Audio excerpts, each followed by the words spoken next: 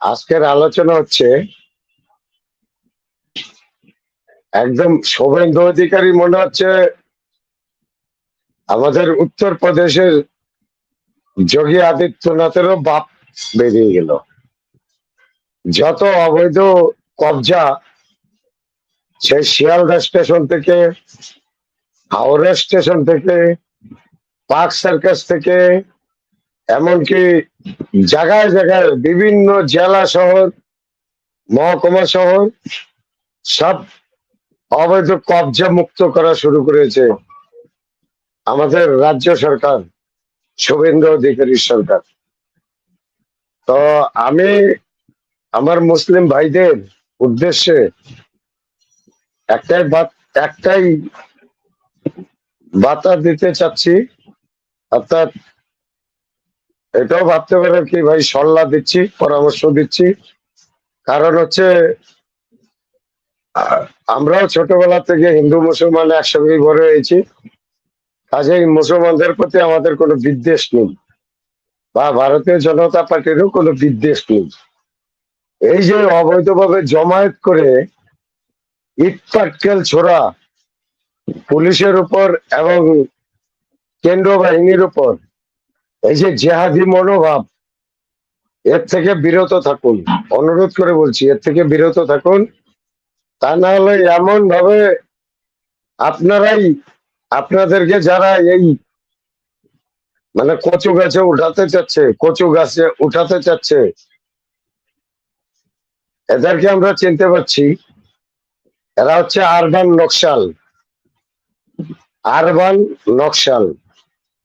Urban Naxal, অর্থাৎ communist party. তৃণমূলের দেখা পাবেন না, এখন তৃণমূল নেই, তৃণমূল গায়েব হয়ে গেছে মার্কেট থেকে।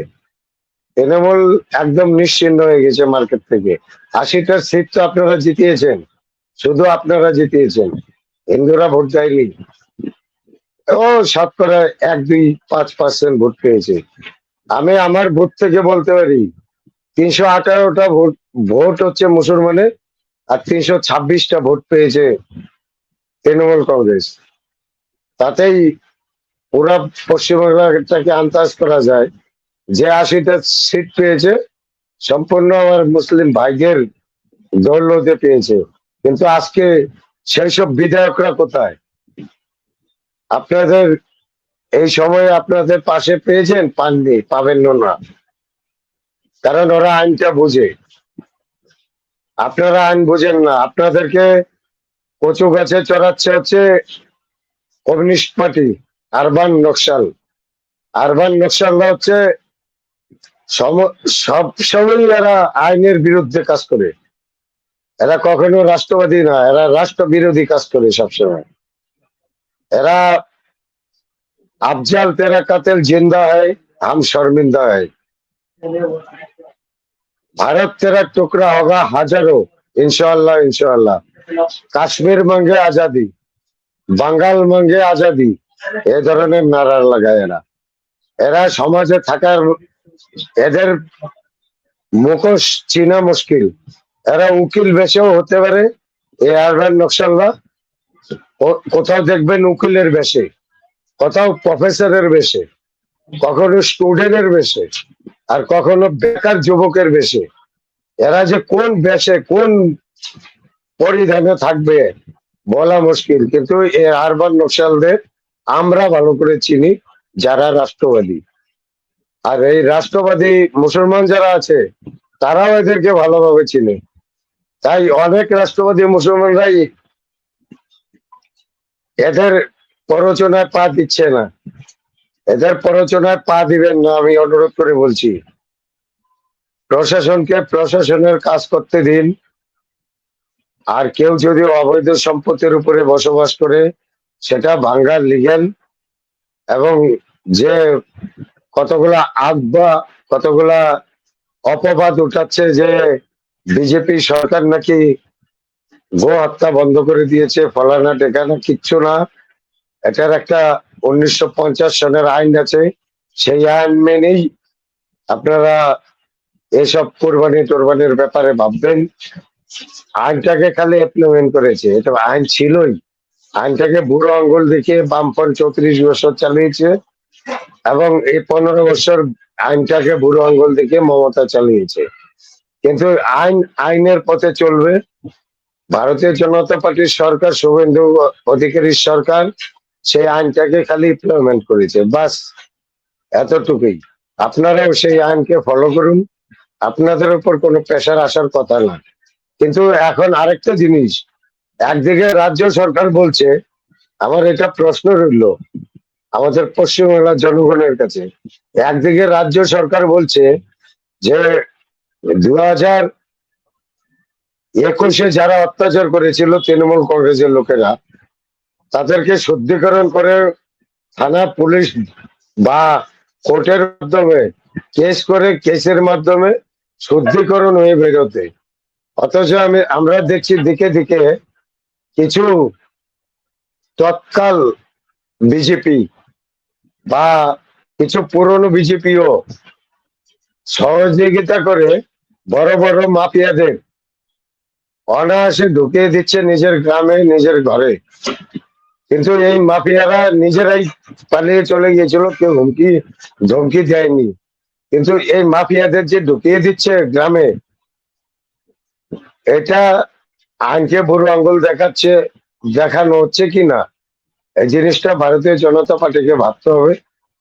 এটা আপামর জনগণকেও ভাবতে হবে। আর হচ্ছে ব্যাপার, আমি আবারও রিকোয়েস্ট করব সমস্ত পশ্চিমবাংলার মুসলমানদের, আপনারা এই আরবান নকশাল অর্থাৎ কমিউনিস্ট পার্টির খপ্পরে পড়বেন না।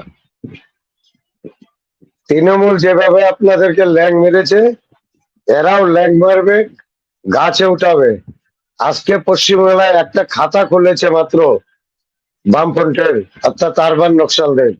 এই একটা খাতা কাদের ভোটে খুলেছে একটু সমীকরণটা হিসাব করে দেখেন। সম্পূর্ণ জেহাদি মানসিকতাদের ভোটে খুলেছে, রাষ্ট্রবাদী মুসলমানরা মোটেও ভোট দেয়নি। ঠিক আছে, আমি আশা করব পশ্চিমবাংলার যেরকম উত্তরপ্রদেশে আজকে রাষ্ট্রবাদী মুসলমানের সংখ্যা প্রায় 70 থেকে 80%, আমাদের পশ্চিমবাংলার মুসলমানদের সংখ্যাও 70-80% হবে বলে আমরা আশাবাদী। ঠিক আছে, জয়ন্ত বর্মন বলো। পার্ক সার্কাসে যে কালকে ঘটনাটা হলো, হুম। সেখানে আজকে শুভেন্দু অধিকারী মহাশয় গিয়েছিলেন। ওখান থেকে যে হ্যাঁ, আমরা ওনার বক্তব্য মানে উনি যে বললো, সেখান থেকে জানতে পারলাম যে 40 জন অলরেডি গ্রেপ্তার হয়ে গেছে। আশা করি নাই 40 জন এত তাড়াতাড়ি বের হতে পারবে। এর থেকেও যদি না শিখে তাহলে কিচ্ছু বলার নাই। আগামী দিনে কি হতে চলেছে আমি বলছি। আগামী দিনে পার্ক সার্কাসে যেরকম ঘটনা ঘটালো, সরকারি সম্পত্তির উপর ইট পাটকেল, পুলিশ প্রশাসনের উপরে ইট পাটকেল, তারপর হচ্ছে আমাদের কেন্দ্রীয় বাহিনীর উপরে ইট পাটকেল, এই ধরনের সন্ত্রাসবাদীদের যে কি বুড়া হাল হতে চলেছে, এটা ভাবলে শুরু উঠবে লোক। এদের বোঝা উচিত যে কোন সরকারি প্রপার্টি বা পুলিশ প্রশাসন আর কেন্দ্রীয় বাহিনীর উপর অ্যাটাক করা ঠিক না। যা হবে আইনের মাধ্যমে হবে। আগে যদি কোনো অবৈধভাবে কিছু ভেঙে থাকে সরকার, এজন্য কোর্টের দরজা খোলা আছে। কোর্ট সবার জন্য, কোর্ট শুধু ভারতীয় জনতা পার্টির জন্য না, কোর্ট সবার জন্য। আপনারা কোর্টে যান, লড়াইটা লড়ুন কোর্টে গিয়ে। কিন্তু কোর্টে যাচ্ছে কারা? আরবান নকশাল, উকিল বেশে। কেউ উকিল বেশে, কেউ বেকার যুবক হিসাবে, কেউ প্রফেসর হিসাবে। এই আরবান নকশালরা এই ঘোলা জলে মাছ ধরতে নেমেছে। আশা করি আমাদের রাষ্ট্রবাদী মুসলমান ভাইরা অবশ্যই বুঝবেন, এবং তাদের যে জিহাদি মনোভাবপূর্ণ ভাইদের সংখ্যা দীর্ঘায়িত হয়েছে পশ্চিমবাংলায় এই 34 বছরের বামপন এবং এই 15 বছরের তৃণমূল শাসনে, এদেরকে বুঝিয়ে আবার অরিজিনাল ট্র্যাকে নিয়ে আসবে। সততার ট্র্যাকে নিয়ে আসবে, রাষ্ট্রের ট্র্যাকে নিয়ে আসবে, রাষ্ট্রবাদী বানাবে, এই আশা তো অবশ্যই রাখতে পারি আমরা। তারপর কথা হচ্ছে এই যে 40 জন ধরা পড়েছে, এদের সংসারের কি অবস্থাটা হবে? এরা যে বামপন্থের এই তিরকিতে বা বামপন্থের চুলকানিতে যে এরা এই ধরনের পদক্ষেপ নিয়ে নিল, সন্ত্রাসবাদী বা আতঙ্কবাদীর মতো নেমে গেল মার্কেটে, এদের পরিবারগুলোর কি অবস্থা হবে? একবার ভেবেছি এদের মা বাবার কি অবস্থা হবে, এদের বাল বাচ্চার কি অবস্থা হবে? এখন কি আমাদের সাথ সিএম দিবে? কমিউনিস্ট পার্টির লোকেরা সাথ দিবে না। কাজেই নিজের সংসার নিজেকেই চালাতে হবে। রাষ্ট্রবাদী হওয়ার চেষ্টা করো মুসলমান ভাইয়েরা পশ্চিমবাংলার, এতটুকুই বলবো।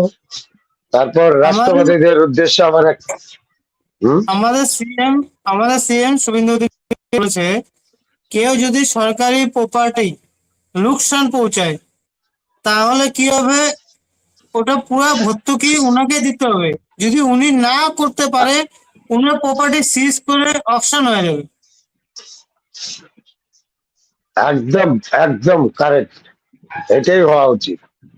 তবেই এই ধরনের আতঙ্কবাদী সন্ত্রাসবাদী আর এই জাহাদিদের লাগাম কষা যাবে। না তো এদের হাতে লাগাম নেই। এরা জানে না রিজম বদলি হয়েছে, এরা জানেই না হলো যে সরকারটা বদলে গেছে। এটা খালা বা মমতা খালার সরকার না, মমতা বেগমেরও সরকার না। এটা সরকারটা চলছে একটা রাষ্ট্রবাদী সরকার, রাষ্ট্র হিতের জন্য যা করার করবে। এই জন্য রাষ্ট্র হিতেই পশ্চিমবাংলার মুসলমানদেরকেও চলার জন্য আহ্বান করছি।